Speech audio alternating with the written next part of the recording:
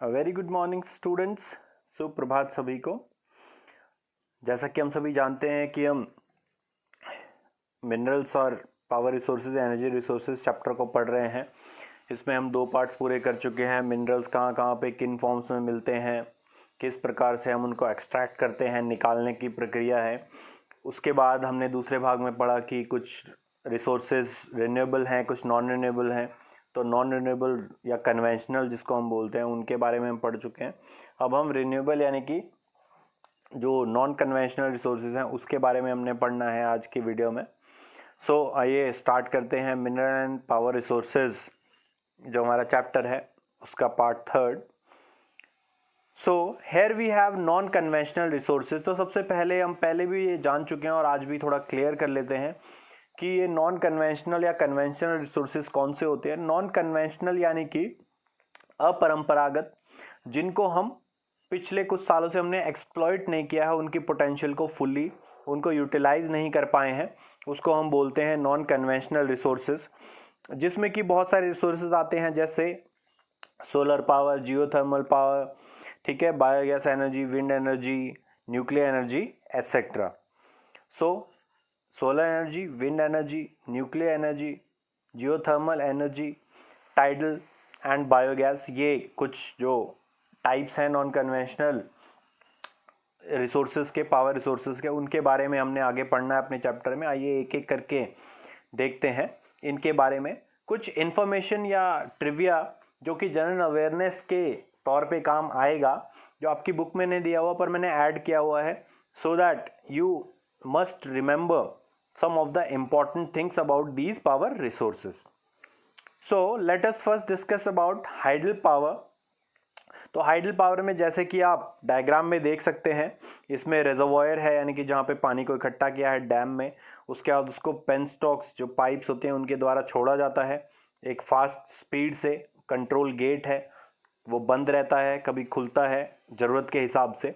तो जब वो खुलता है तो पेनस्टॉक पाइप से ये टरबाइंस पे जाता है पानी, और टरबाइंस मूव करती हैं। टरबाइंस कनेक्टेड होती हैं एक जनरेटर से, जो कि जनरेटर मैकेनिकल एनर्जी को इलेक्ट्रिक एनर्जी में कन्वर्ट करता है। उसके बाद ट्रांसफार्मर के द्वारा हमारे घरों तक या इंडस्ट्री तक उस इलेक्ट्रिसिटी को पहुंचाया जाता है। तो ये है इसकी फंक्शनिंग हाइडल पावर की। The falling water flows through pipes on to the turbine blades. The moving turbines turn the generator to produce electricity. The water discharged after generating electricity is used in irrigation. जो पानी electricity generation, बिजली बनाने के बाद जो आगे flow होता है उसको कैनाल्स के द्वारा या और मैकेनिज्म के द्वारा इरिगेशन, जो फील्ड्स हैं उस पे इरिगेशन के काम आता है। तो देखिए मल्टीपर्पज हो गया है एक डैम का पर्पज, जिसमें इरिगेशन के काम आ रहा है और बिजली भी बन रही है। उसके बाद कुछ इन्फॉर्मेशन या इंपॉर्टेंट फैक्ट्स जान लेते हैं हाइडल पावर के बारे में। आपको इमेज में एक डैम दिख रहा होगा। ये डैम विश्व का सबसे बड़ा डैम है, जिसको द थ्री गॉर्जेस डैम भी कहते हैं। तो 1/4 of the world's electricity is produced by hydel power. जो हाइडल पावर है उससे विश्व की 1/4 इलेक्ट्रिसिटी बनाई जाती है। ये क्लीन है और सस्टेनेबल है, इससे एनवायरनमेंट भी डैमेज नहीं होता है। The leading producer of hydel power in the world is China. तो यहाँ पे हमें जान लेना चाहिए कि सबसे ज़्यादा हाइडल पावर जनरेशन कंट्री कौन सा है, चीन। The three gorges hydro power project in China is the biggest hydro power project. जो थ्री गॉर्जेस डैम है या हाइड्रो पावर प्रोजेक्ट है वो विश्व का सबसे बड़ा हाइडल पावर प्रोजेक्ट है, जिसकी टोटल कैपेसिटी है 22.5 मेगावाट बिजली पैदा करने की। 22.5 गीगावाट बिजली पैदा करने की, ठीक है। तो बहुत ज़्यादा कैपेसिटी है बिजली पैदा करने की इस डैम की। Some of the important hydel power stations in India are the Tehri dam, the Bhakra Nangal dam, Damodar valley project etcetera. Bharat में सबसे बड़ा डैम बिजली प्रोड्यूस करने वाला कौन सा है, the Tehri dam. Norway is the first country in the world to develop hydro electricity. यहाँ पे हमें एक और ट्रिविया जान लेना है कि नॉर्वे, जो कि यूरोप का एक नॉर्दर्न कंट्री है, उसमें सबसे पहले हाइडल एनर्जी बनाने की जो प्रोसेस है वो स्टार्ट हुई। सो नेक्स्ट जो नॉन कन्वेंशनल एनर्जी सोर्स है या क्लीन एनर्जी सोर्स है, that is solar energy. As we all are aware that sun is the ultimate source of energy, and sun rays which are received by earth can be utilized in a much better way, in a much efficient manner than what they are utilized in today's world. So it has lot of potential, और specially जो tropical countries हैं उनके लिए तो बहुत ज़्यादा potential है solar energy का। सो सोलर एनर्जी की पहले वर्किंग देख लेते हैं। इसमें जो सनरेज हैं वो रिसीव होती हैं सोलर पैनल पे। सोलर पैनल सोलर सेल्स से बना होता है, ठीक है, जो कि वोल्टेइक सेल है, जो लाइट और हीट एनर्जी है उसको इलेक्ट्रिक एनर्जी में उसको एक बैटरी से कनेक्ट किया जाता है, और उसके बाद उस बैटरी को चार्ज करके जो उपकरण है वो चलाए जाते हैं। So the energy received through rays of sun is used in solar cells to produce electricity. Solar cells देख सकते हैं आप सोलर पैनल के द्वारा डायग्राम में। A large group of the solar cells joint together is known as solar panel. जो बहुत सारे सोलर सेल्स को आप एक साथ जोड़ देते हैं तब उसको हम कहते हैं solar panel. Large solar panels are used in offices and buildings to generate power for heating and lighting purposes. तो बहुत सारे ऑफिसेज में और हमारे घरों में भी आजकल इस्तेमाल हो रहा है सोलर पैनल्स का, और government of India that is बहुत सारी सब्सिडी भी दे रही है, छूट भी दे रही है, ताकि हम लोग और इंडस्ट्रियलिस्ट और ऑफिसेज एंकरेज हो सोलर पैनल्स इंस्टॉल करने के लिए अपने रूफ्स पर। सो यहाँ पे सोलर एनर्जी के बारे में एक और चीज़ देख लेते हैं, वो किस किस काम आती है। फ़ैन चला सकते हैं उससे, आप जो स्विमिंग पूल का पानी है उसको गर्म कर सकते हैं, अपने घरों में पानी गर्म कर सकते हैं, बैटरीज को चार्ज कर सकते हैं, और कुकिंग कर सकते हैं सोलर कुकर्स के द्वारा। It has great potential and benefit for future specially in tropical countries. It is used in solar heaters, solar cookers, solar dryers, community lighting and traffic signals. तो बहुत सारे अन्य जगहों पर खाना बनाने की या फिर लाइटनिंग की या फिर इलेक्ट्रिसिटी की, बैटरीज को चार्ज करने की बहुत सारे काम सोलर एनर्जी आ सकती है। नाउ अब कुछ इंपॉर्टेंट फैक्ट्स या ट्रिविया जान लेते हैं सोलर एनर्जी के बारे में, जैसे हमने हाइडल पावर के बारे में जाने थे। So Kurnool ultra mega solar park in Andhra Pradesh in our country in India is the largest solar power plant in the world. इसकी कैपेसिटी कितनी है? 10,000 मेगावाट। हमने थ्री गॉर्जेस डैम की कैपेसिटी देखी 22.5 गीगावाट। तो यहाँ पे हमारा या विश्व में जो सबसे बड़ा सोलर पार्क है वो हमारे देश में है, वो है Kurnool solar power plant that has a total installed capacity of 10,000 megawatt. China produces largest solar energy and solar panels. China जो है वो विश्व में सबसे ज़्यादा सोलर एनर्जी का प्रयोग करता है और सबसे ज़्यादा बड़ा मैन्युफैक्चरर है, निर्माता है सोलर पैनल्स का भी।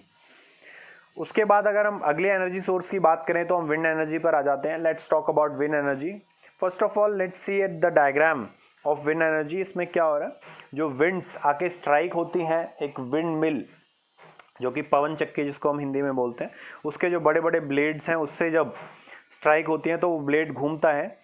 उस ब्लेड के घूमने से जो जनरेटर उसके साथ अटैच्ड है विंड मिल के साथ, वो घूमता है और उससे इलेक्ट्रिसिटी जनरेट होती है। फिर वो ट्रांसफार्मर के द्वारा अलग अलग जगहों पर सेंड की जाती है, डिस्ट्रीब्यूट की जाती है। A large windmill is connected to a generator which moves and produces electricity. Generally, wind farms are located in coastal areas and in between mountain passes where wind blows very strongly. तो generally wind mills कहाँ पे होता है? Coastal area पे, जहाँ पे land breeze और sea breeze से काफ़ी तेज़ मूव होता है, या फिर माउंटेन पासेज, ऐसी जगह जो माउंटेन्स के बीच में से निकलने का रास्ता है, वहाँ पे एक जो चारों तरफ से हवा आने की बहुत ज़्यादा संभावना होती है, इस वजह से माउंटेन पासेज में भी विंड मिल्स को लगाया जाता है। कुछ ट्रिविया जान लेते हैं विंड एनर्जी के बारे में।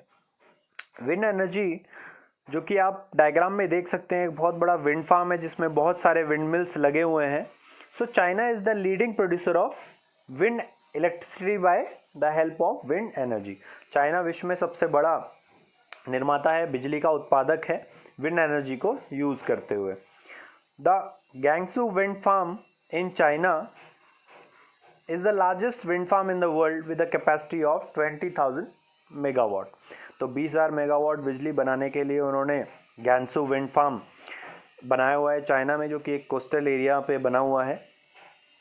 अगर आप भारत की बात करें तो Jaisalmer wind park is India's largest wind farm having an installed capacity of 1600 megawatt to produce electricity. ठीक है, तो आपने विश्व में और भारत में सबसे बड़े विंड फार्म्स के बारे में जान लिया, वो कहाँ पर है, उनका नाम क्या है। अब आगे चलते हैं। The next topic is nuclear power या न्यूक्लियर एनर्जी। न्यूक्लियर एनर्जी का पहला डायग्राम देख लेते हैं। इसमें क्या होता है, जो न्यूक्लियर मटेरियल है यानी कि जो रेडिएटिंग मटेरियल है, जैसे कि यूरेनियम है, प्लूटोनियम है, थोरियम है, इस प्रकार के कुछ एलिमेंट्स होते हैं जो रेडियो एक्टिव एलिमेंट्स होते हैं। उनको फिशन रिएक्शन यानी कि एक मॉलिक्यूल से बहुत सारे मॉलिक्यूल्स में छोटे में कन्वर्ट करना और एनर्जी जनरेट करना, इस प्रकार से न्यूक्लियर रिएक्शन कराया जाता है, फिशन रिएक्शन, जिसके रिएक्शन से बहुत सारी हीट प्रोड्यूस होती है और एनर्जी प्रोड्यूस होती है। उस हीट से पानी को गर्म किया जाता है, उससे जो स्टीम प्रोड्यूस होती है, उस स्टीम से जो टरबाइन्स है उनको रन किया जाता है और जनरेटर की मदद से इलेक्ट्रिसिटी जनरेट की जाती है। It is obtained from the nuclei of atoms of naturally occurring radio active elements like uranium, thorium, plutonium etcetera. These elements undergo nuclear fission reaction in nuclear reactors and emit power। ठीक है, तो जैसा कि हम पहले discuss कर चुके हैं, न्यूक्लियर फिशन रिएक्शन से जो एनर्जी रिलीज होती है न्यूक्लियर रेडिएटिंग मटेरियल से और हीट, उससे स्टीम बनती है और जिससे टरबाइंस मूव होती हैं, जिससे इलेक्ट्रिसिटी प्रोड्यूस होती है। The heat produce is use to generate steam used by a turbine generator to generate electricity. ठीक है, तो ये तो बात हुई न्यूक्लियर एनर्जी की, कैसे जनरेट की जाती है। अब कुछ ट्रिविया इंपॉर्टेंट इन्फॉर्मेशन जान लेते हैं न्यूक्लियर एनर्जी के बारे में। यहाँ पे आप एक सबसे बड़ा न्यूक्लियर पावर प्लांट देख रहे हैं जिसका नाम है Kashiwazaki Kariwa. The Kashiwazaki Kariwa in Japan is the world's largest nuclear power plant having an installed capacity of 8000 megawatt. आज 8000 मेगावाट बिजली का निर्माण कर सकते हैं इस न्यूक्लियर पावर प्लांट में। The United States of America produce largest nuclear energy. तो यूनाइटेड स्टेट्स ऑफ अमेरिका जो है वो largest nuclear energy producing country है वर्ल्ड में। पर अगर आप न्यूक्लियर एनर्जी से बिजली की बात करें तो फ्रांस सबसे बड़ा मैन्युफैक्चरर है बिजली का न्यूक्लियर एनर्जी की मदद से। तो दो इंपॉर्टेंट और अलग अलग चीज़ें हैं ये। यूएसए सबसे ज़्यादा न्यूक्लियर एनर्जी प्रोड्यूस करता है, वहीं फ्रांस न्यूक्लियर एनर्जी से सबसे ज़्यादा बिजली प्रोड्यूस करने वाला देश है विश्व में। The Kudankulam nuclear power plant in Tamil Nadu is the largest nuclear power plant in India. It has an installed capacity of 2000 megawatts. आगे बात करते हैं जियोथर्मल एनर्जी की। तो ऐसी एनर्जी जो कि हॉट स्प्रिंग्स, आपने देखा होगा यहाँ पे उत्तराखंड में भी है, ठीक है, हॉट स्प्रिंग्स होते हैं यानी कि गर्म पानी का, जिसको चश्मा भी कह देते हैं हम अपने आम भाषा में, बोलचाल की भाषा में। ऐसे हॉट स्प्रिंग्स या गर्म पानी के फव्वारे निकलते हैं ज़मीन के अंदर से, जिसमें कि स्टीम प्रोड्यूस होती रहती है नेचुरली। तो उस स्टीम की मदद से जनरेटर के टरबाइंस को घुमाया जाता है और उससे इलेक्ट्रिसिटी प्रोड्यूस की जाती है। उस एनर्जी को, जो ज़मीन के अंदर से जो हीट एनर्जी निकल रही है हॉट वाटर फाउंटेन्स के द्वारा, हॉट वाटर स्प्रिंग्स के द्वारा, उससे स्टीम प्रोड्यूस हो रही है, उस स्टीम से जो बिजली बनाई जा रही है उसको ही कहते हैं हम जियोथर्मल एनर्जी। हम डायग्राम में भी देख सकते हैं, हॉट वाटर निकलता है, उसके बाद स्टीम जो उसमें प्रोड्यूस हो रही है उससे टरबाइन घूम रहे हैं और फिर इलेक्ट्रिसिटी प्रोड्यूस होती है। Heat energy obtain from the earth is known as geothermal energy. The heat energy of the earth surface itself in the form of hot springs. जो हीट एनर्जी है अर्थ की, वो हॉट स्प्रिंग्स के रूप में बाहर आती है।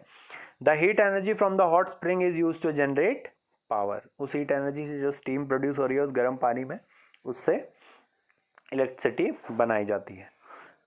अब कुछ इंपॉर्टेंट फैक्ट्स जान लेते हैं जियोथर्मल एनर्जी के बारे में भी, जैसा कि हमने बाकी नॉन रिन्यूएबल सोर्सेज के बारे में जाना।